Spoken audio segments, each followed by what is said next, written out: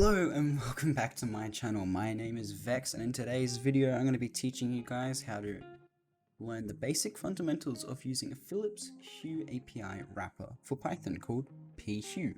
Right, let's get started. There's going to be a few things we need to guess. First thing we need to get is, well, Python. And after we get our Python installed and all that, we need to get a text editor. I'm going to recommend Visual Studio Code.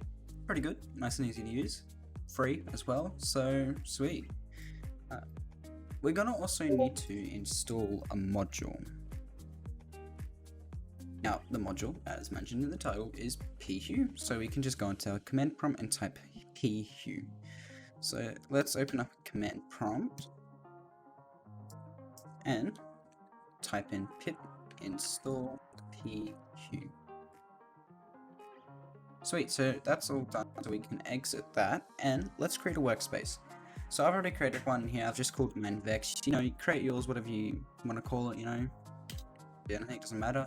And we're going to open up a command prompt. If you're on Windows, just click up here, type in cmd, and it'll open a command prompt in this directory. Cool little trick if you didn't know that. Now, I'm going to open up Visual Studio Code. Another trick is you can just open command prompt and type code and then dot. And opens up Visual Studio Code in our workspace. Now let's create a main file. I'm going to call it main.py, and I'm going to import Philips Hue, and I'm just going to import the bridge class, and I'm just going to call it bridge is equal to bridge, and I know the IP address of mine's 192.68.0.5.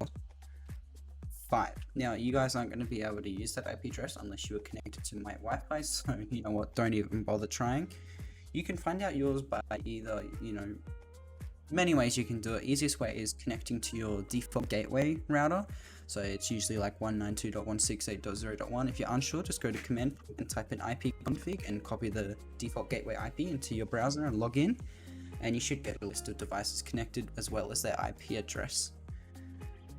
Right, so first of all, we're gonna connect to the bridge. So we've declared our thing. So let's go connect. And let's just go back here and type in Python and then main.py. So now we quickly press the button on your bridge, and I'll be back. Right, I've pressed the button on my bridge. Let's try it again. And the link button hasn't been pressed, so I'll be back again. Right, let's try now. There we go, connected. I just didn't press it far enough in last time for the register. Okay, now that we've connected it to our bridge, let's get started and let's list all the lights we have. So we can go lights equal bridge dot get light object brackets name. And let's just print out all the lights we got so we can see what we're working with. So we open up our command prompt and type in Python and then main.py. We can see we got hue color lamp 1, table lamp, tool lamp, and hue light strip plus 1. I'm using the table lamp one because it's right on my desk, so I'll be able to record it hopefully at a somewhat nice quality.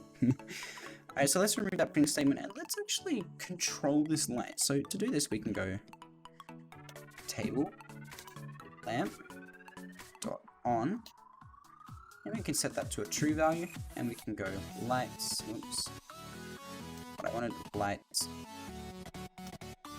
table lamp dot hue. We can make it like a red color, 600. So now if we go to execute that, it changed red on my end. So I'll get a quick video of that so you guys can see, put a side to side comparison. And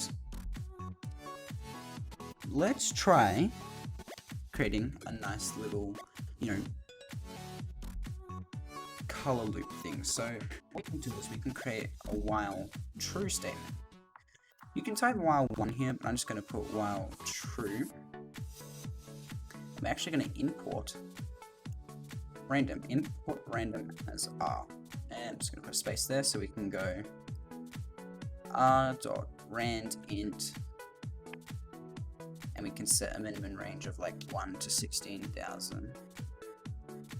And if we run this now, I should actually add a delay from time import sleep. I think it's just like sleep dot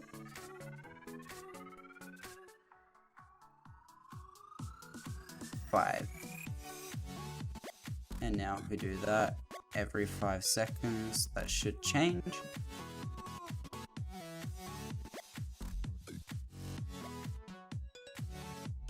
There we go, change.